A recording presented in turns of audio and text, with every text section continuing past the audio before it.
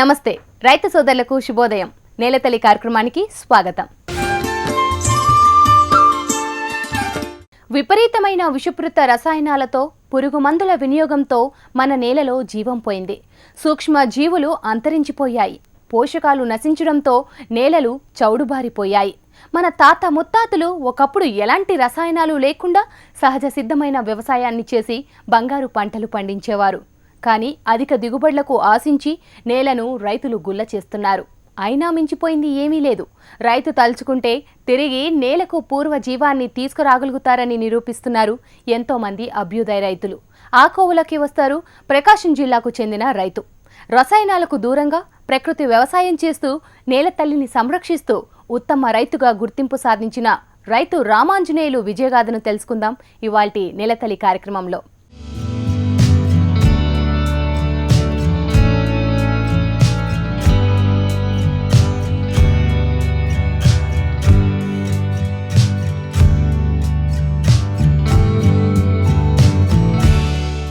పెట్టుబడి లేని ప్రకృతి విధానాలతో సాగు గతిని మార్చుతున్నారు రైతు రామాంజనేయులు. ఒకప్పుడు రసాయనాలతో పంటలు సాగు చేసి నష్టాలను మూటగట్టుకున్న ఈ రైతే నేడు ప్రకృతి సాగుతో లాభాలను ఆర్జిస్తున్నాడు. ప్రకృతి సాగులోనూ ఓ ప్రణాళిక ప్రకారంగా ముందుకు సాగుతూ మెలకువలను అవలంబిస్తూ సాధారణ రైతు స్థాయి నుంచి ఉత్తమ రైతుగా ఎదిగారు. ఎంతో మందికి ఆదర్శంగా నిలుస్తున్నారు రైతు రామాంజనేయులు.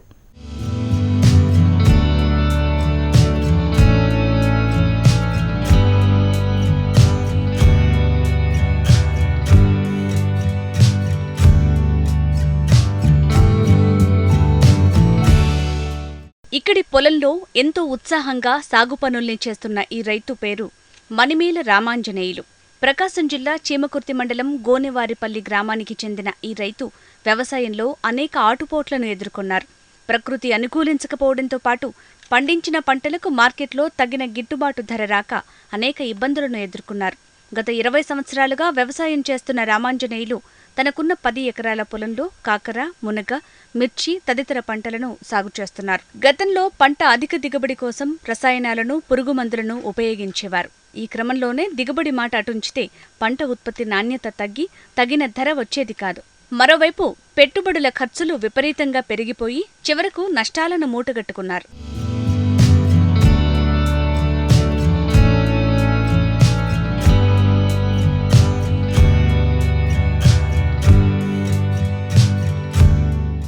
ఎన్నో ఏళ్లుగా రామాంజనేయులు వ్యవసాయం చేస్తున్నా అప్పులే మిగిలాయి. వరుస నష్టాలు రామాంజనేయులను తీవ్రంగా కృంగదీశాయి. చివరకు వ్యవసాయం వదిలివేసే పరిస్థితికొచ్చారు.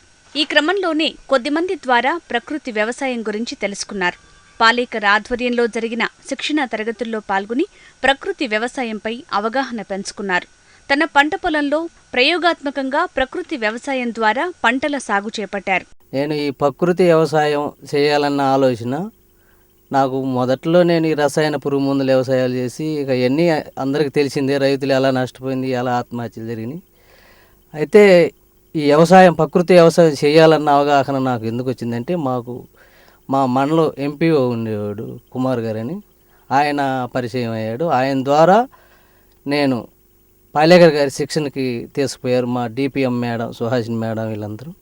ఆ మీటింగ్ పోయి వచ్చిన తర్వాత, ఆ మీటింగ్ విన్న తర్వాత నాకు 25 సంవత్సరాల వ్యవసాయ అనుభవంలో పూర్వం వ్యవసాయం ఎలా చేశారు ఏందనేది నాకు పూర్తిగా అవగాహన వచ్చింది. పూర్వంలో ఈ రసాయన పురుగు మందులు ఉండేవి కావు. మేము ఫస్ట్ మా నాన్నగారి వ్యవసాయం అప్పుడు నేను చిన్నప్పుడు చూసేవాడిని. అదే విధానంగా ఇది ప్రకృతి వ్యవసాయంలో కూడా అదే భావన, అదే పద్ధతులు ఉన్నాయి.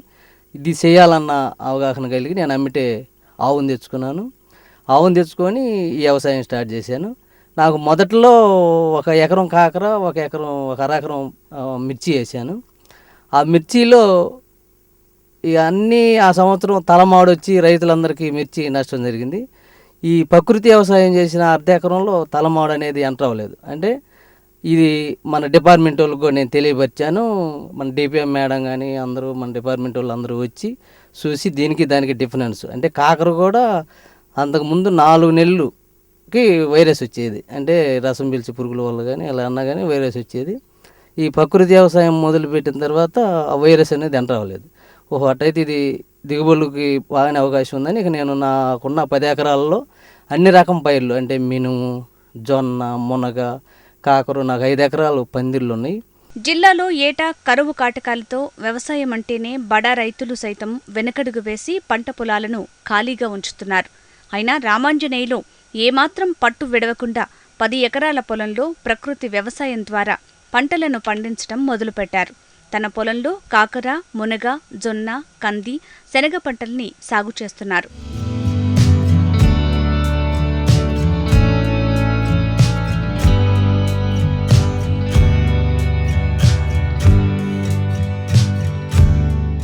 సౌర విద్యుత్ సహాయంతో పంట కాలువల ద్వారా పంటలకు అవసరమైన నీరు అందిస్తున్నారు. పంటలకు ఎలాంటి పురుగుమందులు వాడకుండా సేంద్రియ ఎరువులను ఉపయోగిస్తున్నారు. గో ఆధారిత ఎరువులైన పంచామృతం, జీవామృతం, బ్రహ్మాస్త్రం, పంచగవ్య వంటి ఎరువులను తయారు చేసి తెగుళ్ల నివారణగా పంటలకు ఎరువులుగా అందిస్తున్నారు. డ్రిప్ ద్వారా జీవామృతాన్ని పంపించుకుంటే నీకు ఒక 200 లీటర్లు ఒక ఎకరాకి ఒక ట్రిప్పుకి కానీ పంపిస్తే పూర్వంలో మనం 2 కట్టలు డిఏపి వేసినంత బలం పైరుకి అందుతుంది. అదే ఈ పైన ఫ్రే చేసుకునే విధానాలకు వచ్చేటప్పటికి నేమాస్త్రం తయారు చేసుకుని నేమాస్త్రం ఫ్రే చేస్తే మన ఇంతకుముందు పురుగు మందుల్లో రీజింటు, ఫ్రైడ్ ఇలాంటి రసం పీల్చే పురుగులను నివారణ చేసే అంతకంటే ఈ నేమాస్త్రం ఎక్కువ ప్రభావం నా వ్యవసాయ అనుభవంలో నేను చూశాను. ఎవరికైనా దీన్ని ప్రత్యేకంగా చూపించాలని కూడా చాలామంది రైతులకి నా ద్వారా తెలియపరిచి వేరే రైతులను కూడా ప్రోత్సహించాను.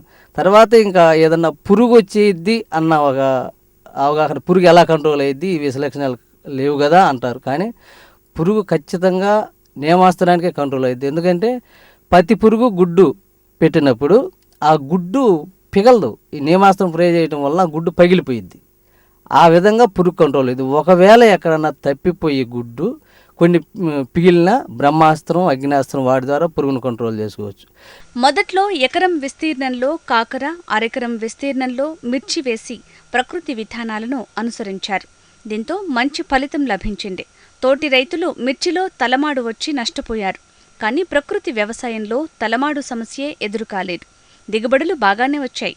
దీంతో పూర్తి స్థాయిలో ప్రకృతి విధానంలో పంటల సాగు చేయటం ప్రారంభించారు.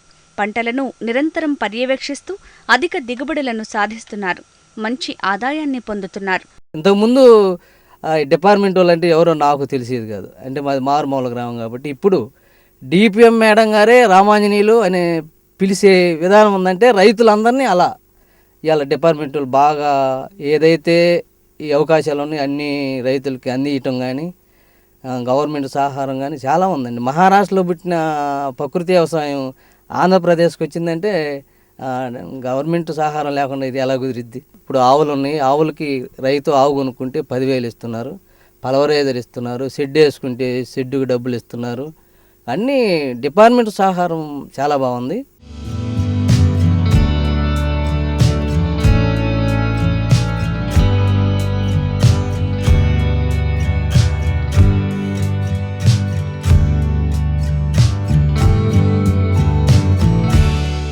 బీడువారిన నేలను మళ్లీ ఆరోగ్యంగా చేసే పద్ధతే ప్రకృతి వ్యవసాయ విధానమంటారు ఈ రైతు. అంతేకాదు రసాయనాల సాగుతో కష్ట నష్టాలను చూసిన రైతుకు ప్రకృతి సాగు ఆర్థిక భరోసాను కల్పిస్తుందని చెప్తున్నారు. ప్రకృతి వ్యవసాయాన్ని పూర్తి ప్రణాళికాబద్ధంగా చేస్తే రైతు ఖచ్చితంగా అధిక దిగుబడులను సాధించగలుగుతాడని స్వయంగా నిరూపిస్తున్నారు. తోటి రైతులకు ప్రకృతి సాగు పాఠాలను నేర్పిస్తున్నారు.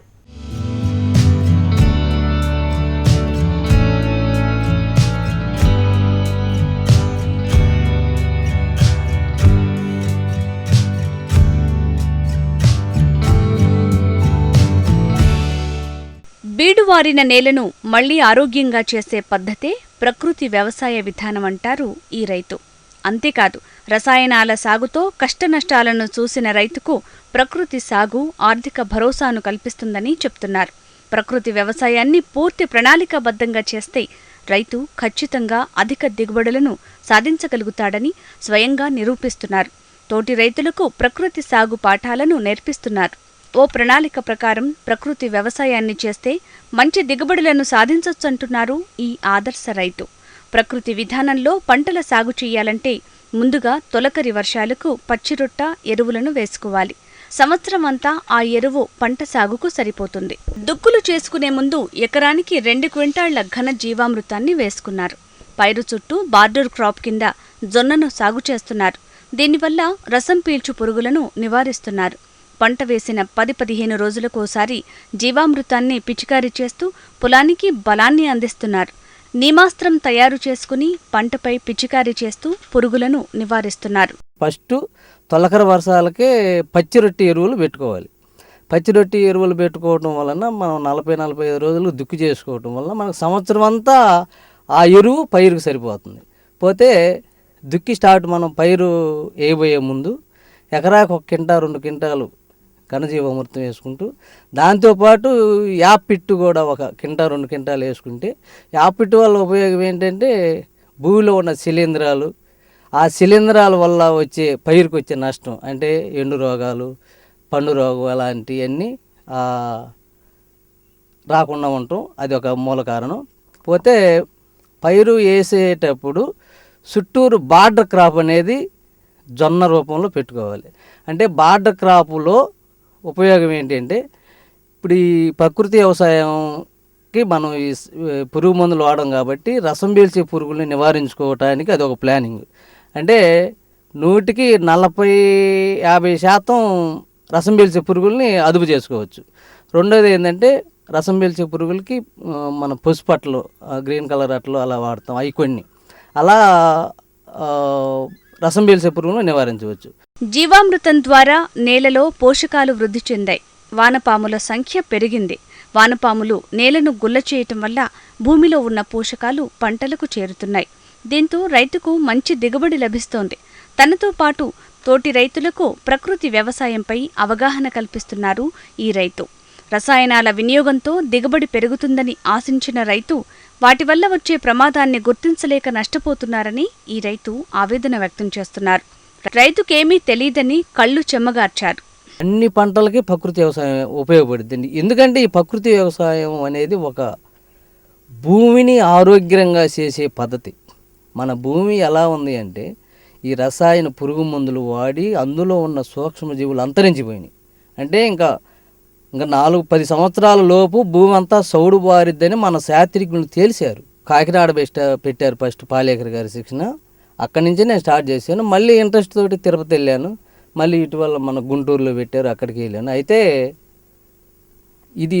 దీనివల్ల ఉపయోగం ఏంది, ఎందుకు అని నేను ఎందుకు ఆలోచించానంటే మనం తినే ఆహారాలన్నీ ఇటీవల టీవీలో కూడా చూశాను. 3.0 విషలక్షణాలు ఉన్నాయండి. అంటే మేము వాడతాం కాబట్టి బెండ ఉందండి, బెండ వేసామనుకో కోరాజిన్ కొడితేనే కాయ తెలుసు పురుగు కంట్రోల్ అయ్యేది. ఆ కోరాజిన్ బెండ ఎన్ని రోజు మార్చి రోజు కోసపోతాం. దాని విషలక్షణాలు ఎన్ని 15 రోజులు పురుగు రాదు. అంటే 15 రోజులు విషం ఉంది కదా దాంట్లో అనేది రైతుకి ఎందుకు అర్థమైంది, సింపుల్గా అర్థమైంది రైతుకి. మనం ఏం చేస్తున్నాం, ఎంత దుర్మార్గం చేస్తున్నాం అనేది రైతుకి అర్థమైంది. మీకు వినియోగదారుల కంటే రైతుకి అర్థమైంది. మీకేం తెలియదు, మేము ఏం ముందు కొడుతున్నాం, కాయలు బాగుండే కొనుక్కున్నాం అనుకుంటారు. కానీ దాంట్లో ఉన్న విషలక్షణాలు రైతుకే తెలిసిద్ది. ఎందుకు తెలిసిద్ది అంటే రైతు కోరాజిన్ కొడతాడు. 15 రోజులు కోరాజిన్ కొడితే పురుగు రాదు చేలోకి. అంటే 15 రోజులు విషం ఉంది కదా, మేము రోజు మార్చి రోజు కోస్తాం. అప్పుడు అది విషలక్షణాలే కదా. కొన్ని ఇవన్నీ నా ఊహాగానాలకు వచ్చి ఎంత దుర్మార్గమైన వ్యవసాయాలు చేసామో, ఎంతమందికో అన్నం పెట్టాల్సిన రైతే ఇలా చేస్తున్నాడన్న ఒక బాధ.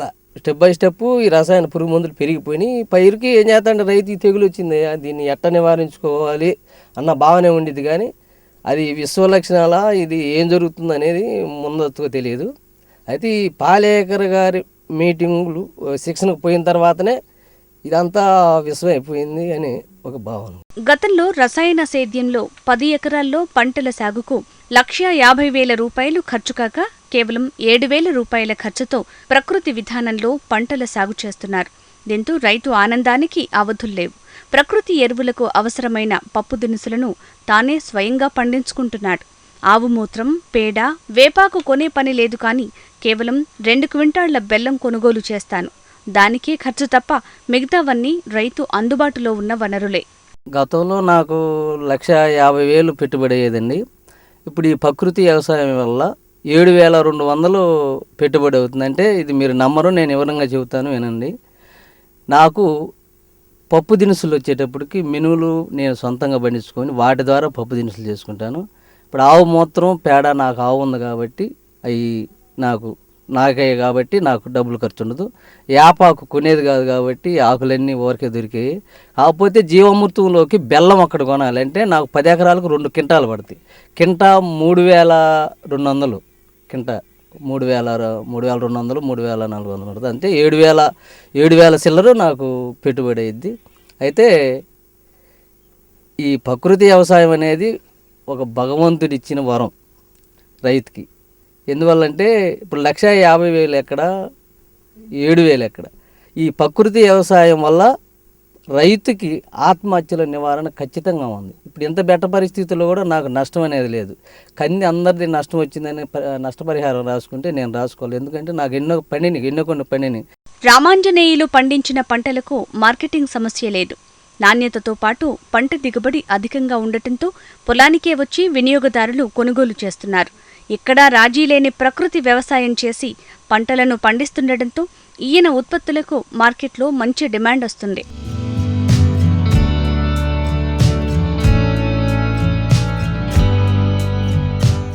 రామాంజనేయులు చేస్తున్న ప్రకృతి వ్యవసాయాన్ని ప్రభుత్వం గుర్తించింది.